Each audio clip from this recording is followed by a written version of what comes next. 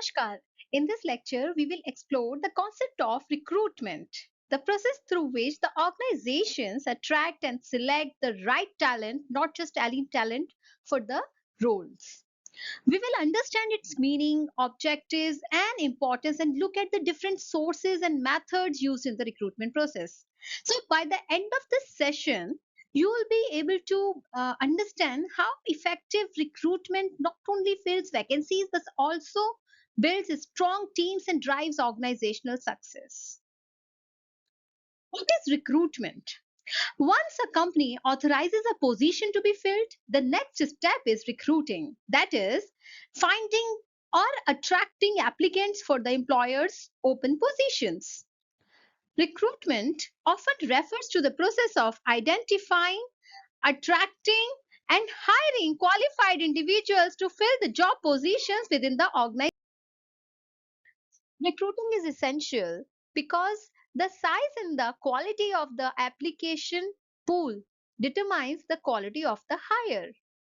If you have only two applicants for two openings, the choice is very limited. But if you have 20 applicants and you can select the best one using different method, for example interviews, tests, and other tools, so the choice is wide. There it is very narrow and this is wide. So recruitment is very important for an organization to hire the best talent for the company. Case of Dale Foods, while they were focusing on succession planning, their approach offered a lesson for recruitment too. They took the help of Pilot Nine's online system. They essentially built a living internal talent database where all the managers, they were filling their skills, their career goals, and their locational preferences. And also, the managers had some supervisors who were, after when managers they filled all the details in the portal, the manager supervisors also validated the same, their skills, their experience, their preferences, also whatever. So this way the all the information was ready in the portal. This meant when the position opened, HR did not have to start from the scratch. They already had an internal applicant pool ready to consider. It saved time, cost, and also allowed the company to make quicker and more strategic hiring decisions. Recruiting is often mistakenly equated with posting a vacancy and then waiting for the applicants. But in reality, effective recruiting is the strategic process which is aimed at attracting, engaging, and securing the right talent, not just any talent. Always remember, I said right talent, not just any talent. So, recruiter behavior and professionalism also matter in this process. As you can see on the screen, research shows that candidates they form strong impressions during their first interaction with the recruiter. And there is an example of also in the study that the study of 41 graduating students found that 23 rejected the potential employer because the recruiters were rude, poorly dressed, and unprepared, or made inappropriate comments. Poorly handled recruitment interaction can damage the employer brand. Yes, it can. The brand of the employer also plays a major role in recruitment. A bad reputation will repel the candidates. For example, a candidate research company's culture, their work environment, and also the social responsibilities before applying for the position. For example, GE highlights innovation, bright, interesting people working on exciting projects, while Mahindra Group promotes RISE, a career growth and empowerment theme. ISRO also appeals to the ambition, asking the question, is the sky the limit? Always remember, a weak or negative brand can nullify even the best recruitment strategies. Method choice also matters. For example, an organization is there which is hiring for two positions. Number one, AI research scientist, which is a specialist role, and number two, the customer support associate. So, for a specialist role, AI research scientist, it can be hired via targeted head hunting and AI conferences, where like they have like very small and niche talent pool, very small. Okay, but for customer support associate, it can be a entry level position. So it can be hired where campus fairs, campus job fairs, and online portals. So basically, it is giving you a large and easily accessible talent pool. For specialist role, remember, for specialist role, the pool could be small and a niche talent pool, very selective. But for general roles or entry level positions, a campus recruitment drive can also work. Then legal and ethical consideration. Recruitment is not just about finding the candidates, it's about doing it in a fair and lawful way. So, first, organization must ensure that hiring practices do not limit the qualified applicants. For example, using gender specific terms like, busboy or fireman is discriminatory unless it is largely and legally approved spatial drive. For example, like let's talk about India. Even large public sector employers, sorry, have faced court actions such as the ban on selective campus recruitment for probationary officer posts in 2015. In US, courts have also flagged word of mouth recruitment when it resulted in bias toward a particular nationality, race, or religion. And also, under antitrust laws, it is illegal for companies to make agreements not to hire each other's employees. Apple and Google learned this, and the hard way when they paid, you know, they had to pay $400 million settlement. So, in short, recruitment must be both effective but also ethically sound, respecting equal opportunity and the law.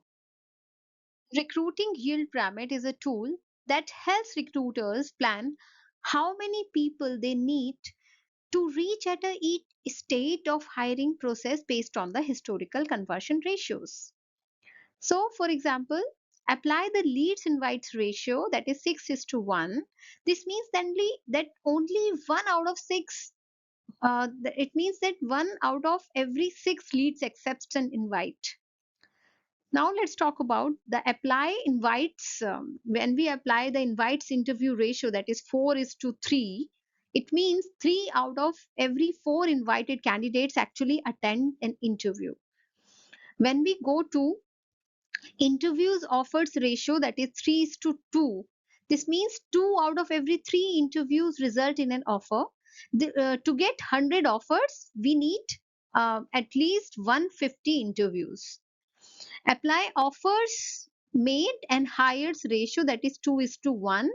It means that on average only 1 out of 2 offers is accepted, and the company actually needed 50 new hires. And you can take the help of this table also, this these details. It will help you out to understand this entire yield ratio pyramid nicely. The steps in recruitment process. The first step is identifying the need. Recognizing a vacancy due to resignation, retirement, and expansion or new project. For example, Infosys expands a cloud services team because they need more cloud, because of this they need more cloud engineers. The second step is, as we also studied in the previous lecture, that is job analysis. It has two parts or outcomes or babies. One is JD and another is JS. JD talks about TDR, that is task, duties and responsibilities. And JS is all about the qualifications, experience, or some competencies. So, example, ISRO needs a satellite design engineer, and JD outlines design tasks, while JS lists the engineering degree plus space tech experience or expertise. Then sourcing. The third step is sourcing. It could be done through internal recruitment, external recruitment, or employee reference. Internal recruitment, it is like promoting or transferring the existing employee. It boosts morale of the person or the employee. Example, the SBI is there. SBI, which is the largest public sector bank, they promote probationary officers as branch managers to branch managers. The external recruitment, when you are hiring someone from the outside, for example, Tata Group hiring senior leaders from the global companies. The third one is employee referrals. Current employees are recommending the candidates whom they know earlier. This is often faster and gives a better cultural fit. Then if screening, then the task of main HR comes in picture. Shortlisting resumes against the job requirements. On the basis of the required jobs, the resumes are shortlisted. For example, HR filters 500 resumes to 20 that match L&T's project management role. Then comes the interview. It could be a panel interview, or it could be a one-to-one interview, or virtual meetings to assess skills, experience, and fit for the organization. For example, Mahindra uses behavioral interviews to check problem solving. Then comes your assessment tests. For example, they test aptitude, technical skills, personality, and also the situational judgment tests. For example, TCS conducts a coding test for software engineer applicants.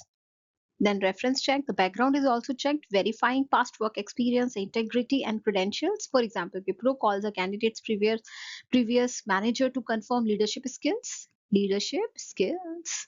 Job offer. When everything goes fine, smooth, then the company send a formal letter with the salary benefits, the joining date. Like for example, HDFC is there, FJFC Bank, that sends an e-offer letter to the selected relationship managers. Onboarding, the new employee is introduced. They introduce the new hire or the employee to the company culture, policies, and role. For example, Accenture runs at least a 2-week virtual onboarding program for the fresh graduates. Challenges. Let's begin with skills shortage. It is basically the gap between the skills employer need and also what the candidates have. So, for example, the employer need this skill, and employee has this skill. So obviously there won't be any match. For example, as per the Economic Times 2024, India's semiconductor industry faces a shortage of chip design engineers despite heavy investment in this sector. The second point is competition. Multiple companies, they are trying for the same talent pool, so the competition is still very big. For example, startups versus big tech. Indian AI engineers are being, quoted by both Google and new age unicorns like Razorpay, driving up salaries. This is as per the Business Standard News. Then diversity and inclusion. The difficulty in attracting the underrepresented groups. For example, Tata Steel's Women at Mines initiative to recruit women in core mining roles face challenges due to societal perceptions and safety concerns. Mismatch between education and employment. Graduates lack industry relevant skills. NASCOM report 2023 revealed that only 45%, around 45% of Indian engineering graduates are employable in core tech jobs. This is the difference. Then volume of applicants, as we all know that India is the biggest or the largest country in terms of population, so it's overwhelming overwhelming number of applications are everywhere for the limited job openings. So for example, SBI clerk exam 2022, over 9 million applications for 5,000 vacancies caused logistical challenges in screening. Then salary expectations. Despite this, salary expectations, candidates demand higher pay than budget. So post-pandemic IT sector boom saw freshers expecting around 8 to 10 lakhs per annum instead of pre-2020 average of only 3 to 5 lakhs per annum as per the Times of India report. Then the recruitment fraud. Fake candidates, resumes, or job offers are the big challenge in this industry. Wipro 2023 incident, company fired around 300 employees for moonlighting, lighting and falsifying work details. Accenture also laid off around 10,000 employees because they produced fake work experiences.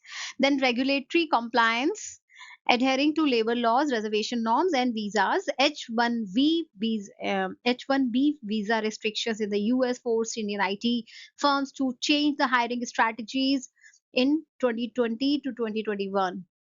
There is high attrition rates also, losing employees soon after hiring. This is TCS Q1 2023. Attrition rate hit around 20%, creating the constant need for backfilling the position. Then geographic diversity, difficulty hiring in remote or rural areas where health sector in rural areas aims struggle to retain doctors in tier 3 towns despite offering very good salary and incentives as per the Hindu 2022. All the references from where the examples I'm quoting are given in the last slide. Please go to the last slide and check all the references in detail, google them and get yourself more knowledge about these things which are happening in current India. Then comes in infrastructure and connectivity. The poor digital transport access and affects the candidates, availability. During COVID-19, BPO recruiters supported dropout rates, reported dropout rates in the rural hires due to the poor internet connectivity for remote work. And then talent retention is also one of the recruitment challenges. Why? Because competitors, they are poaching skilled hires soon after onboarding.